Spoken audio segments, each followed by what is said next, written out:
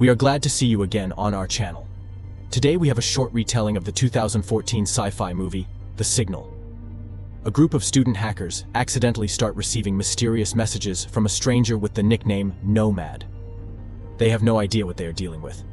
After a series of incomprehensible events, the friends realize that they are in a dangerous situation and decide to flee. However, they become the target of harassment by people in suits who believe that hackers after contact could be a danger to all humans. A little boy is playing in a vending machine trying to get a toy out. A guy on Nick crutches asks him which toy he wants to pull out and says he will show him the best way to proceed.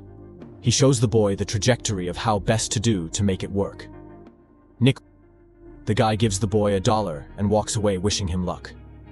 Nick wakes up and sees a message on his phone from someone with the nickname NOMAD, in which the unknown person asks if the boys are excited. Haley is asleep. Nick wakes Jonah up and talks about the messages. Haley. The guys reply to the message, thinking someone has hacked into the university network. Jonah. Suddenly, in another message comes a video that shows a live feed of what the guys are doing, streaming a picture from a second laptop. The guys open their laptops, discussing that they are going to California because Haley will be attending school there. The guys crack the address where the messages are coming from and see that it lists Nevada. Haley approaches the guys and tells them that one of them is driving in the morning, so they better get some sleep. In the morning, the guys continue driving, Haley behind the wheel. On the road, they see on the laptop that the stranger is following them again, using already traffic cameras. The guys speculate why someone would want to first hack into the university network and now intimidate them. The guys are all wondering how to crack the hacker. Haley says there is no need for provocation. At the store stop, Jonah asks Nick if they will go to the hacker. Jonah says they'll take the girl first, and then they could stop by the hacker's place. Okay, if he just hacked into the network, but hacking into a personal laptop is weird. At another stop, Haley asks Jonah if Nick said anything about her moving in. Jonah pronounces that it seems like nothing, but of course not really, that the girl is leaving for a year. Haley pronounces that she feels like the guy is distant. Jonah says that he's their best friend, and it's best not to ask him about such things. They see Nick falling while leaving the store and go to help their friend. The girl offers to help Nick, but he says that soon, the girl won't have to worry about him. Nick asks Jonah how far they are from the hacker and agrees to stop by. Jonah says that here's the Nick he likes, determined, gambling, and so on. Nick asks where Haley went and walks over to her. The girl sits on the ground and thinks. Nick apologizes to the girl and says he was just thinking. He sits down next to her. Nick says he has thought about everything so many times. Twice a week, trips to the doctor, 1 million MRTs and various tests, to make everything come to a disabling cross. Guy says he constantly thinks about whether Haley will leave him when she gets sick of everything. Nick says he can't be a pillar of support for the girl. Haley tearfully says that means they need to break up just because the guy is thinking about what could happen. Nick says he just wants to shield the girl. Haley takes the pendant off her neck and throws it away, telling the guy he's free and she's letting him go. The guys drive on. Nick says that Haley doesn't have to go with them to the hacker. The girl pronounces that she wants to see him. By evening, the guys arrive by navigator to the place where the hacker's location is indicated. They see some small structure in front of them that looks like an abandoned building. Jonah says that it's kind of scary.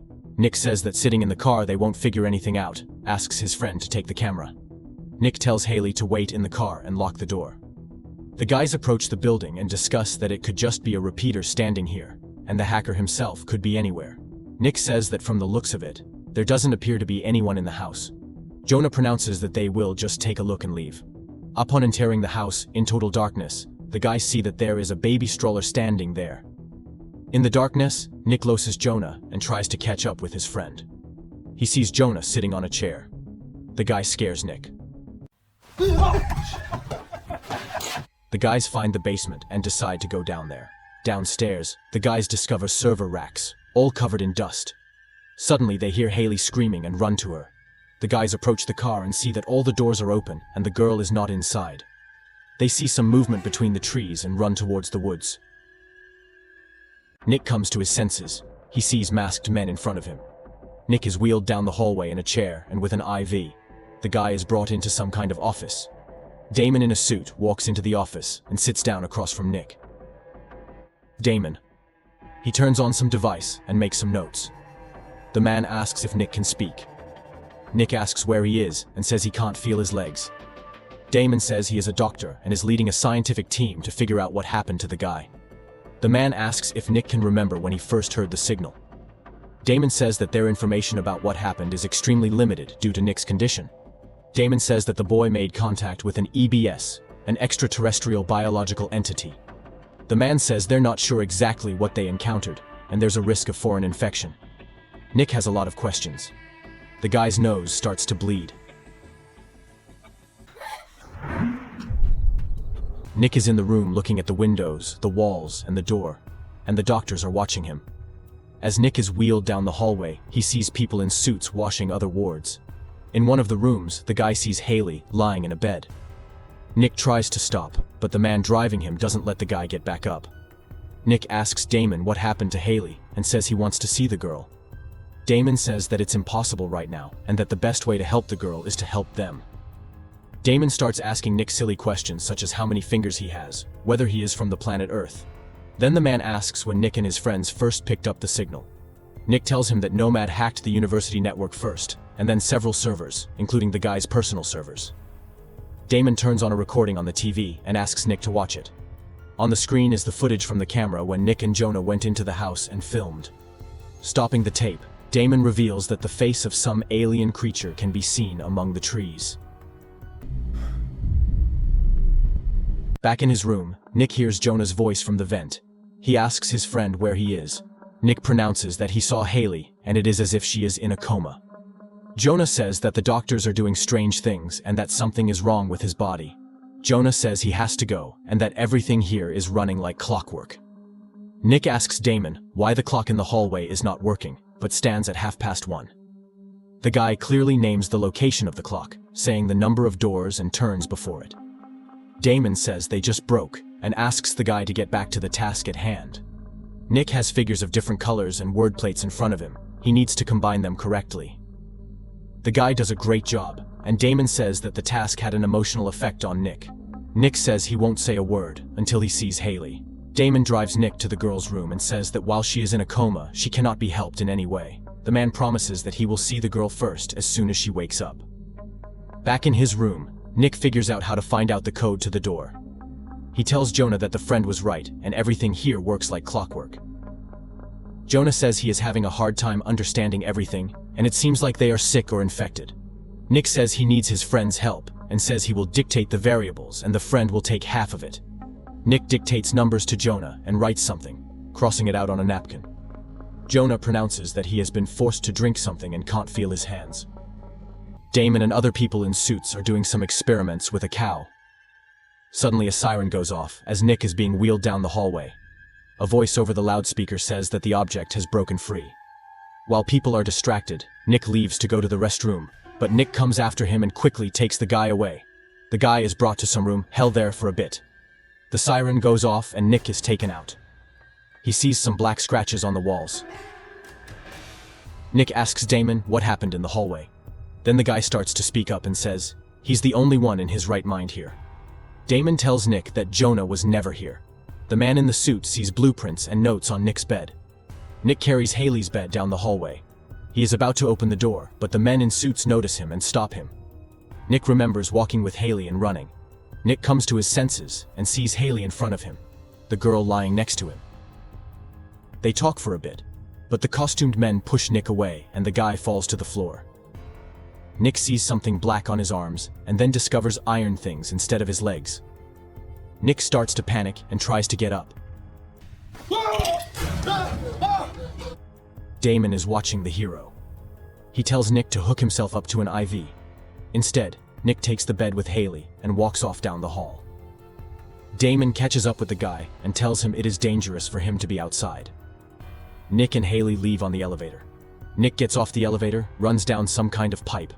Haley comes to his senses. Nick and Haley are walking through a field and see a car. Mirabelle gives the guys a ride and says they are always being watched. Nick goes into some bar, leaving Haley sitting by some truck, finds a phone and tries to call, but the network is unavailable. The TV in the bar starts saying that infected people have escaped from the research center and shows a picture of Nick and Haley. Nick sees the van where Haley was sitting drive away and runs out after her. Nick catches up to the car with amazing speed and James's driving stops. Nick and Haley get into his van and drive off. Haley asks what is wrong with Nick's legs. Nick says he already explained it to her and asks how the girl is feeling. Damon stops Mirabelle and asks her to come with him. Nick and Haley get out of the truck and don't understand why there is no further road. Damon asks Mirabelle if she's been socializing with strangers lately. The woman says strange things. Damon pulls out a gun. Their horns are watching over us.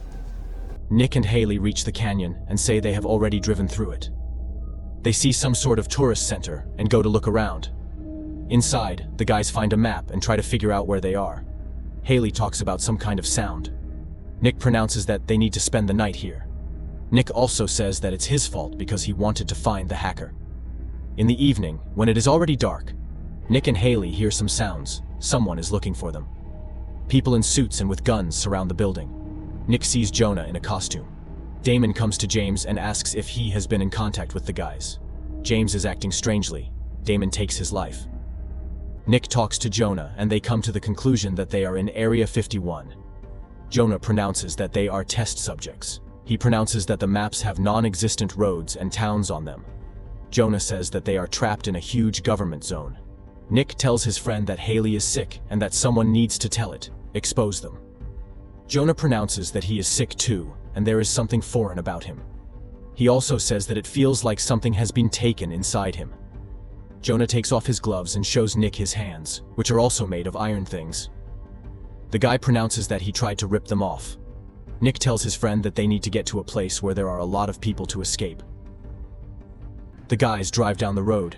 They are stopped by people in costumes. Nick and Haley hide while Jonah behind the wheel in the suit says he has permission to leave. The men tell Jonah to get out of the car. The guy wants to drive off, but the car is standing still, its wheels blocked. Jonah draws his gun and runs. The soldiers try to catch up with the guy and then start firing. Jonah finds a laptop in the office. A grenade flies into the window of the room where the guy is hiding and explodes. Jonah is stunned. Nick drags Jonah behind the car. He tells his friend to climb into the truck. Jonah pronounces that he is finished and tells the guys to save themselves. He tells Nick to get behind the wheel and hit the gas on his command. Nick gets in the car. Jonah hand slaps the things that secure the wheels of the truck, smashing them. Haley cries out. Nick drives the truck forward. Damon and his men are standing in the road right in front of the truck. Nick tells Haley to buckle up. The men in suits unfurl a barbed strip in the road, punching the wheels of the Fura. The car skids. Nick and Haley reminisce about the ride in the park. Nick and Haley are lying on the ground. The soldiers pick up Haley and carry her into the helicopter, flying away. Nick gets up. Men in suits point guns at him.